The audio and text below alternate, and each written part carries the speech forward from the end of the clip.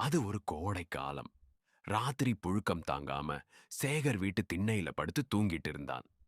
தெருவே மயான அமைதியா இருந்துச்சு. அப்போ திடீர்னு ஜல் ஜல்ன்னு ஒரு கொலுசு சத்தம் கேட்க ஆரம்பிச்சுது. கண்ண திறக்காமலே தன் தங்கச்சி தான் தண்ணி குடிக்க போறாளோன்னு நினைச்சான். ஆனா அந்த சத்தம் வாசல்ல இருந்து நேரா அவன் தலைமாட்டுல வந்து நின்னுச்சு. சேகர் மெதுவா கண்ண திறந்து பார்த்தான். அவனால அந்த காட்சியை நம்பவே முடியல. அங்க ஒரு ஜோடி கால் மட்டும் காத்துல மிதந்துட்டு இருந்துச்சு. அதுக்கு மேல உடம்பே இல்ல. பயத்துல சேகர் கத்த முயற்சி பண்ணான். ஆனா வாயில சத்தம் வரல.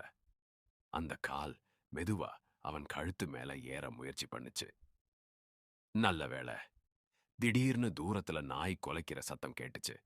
அந்த மர்மமான கால் அப்படியே காத்துல மறைஞ்சு போச்சு. இந்த வீடியோ உங்களுக்கு பிடிச்சிருந்தா உடனே லைக் போடுங்க. மறக்காம சப்ஸ்கிரைப் பண்ணுங்க.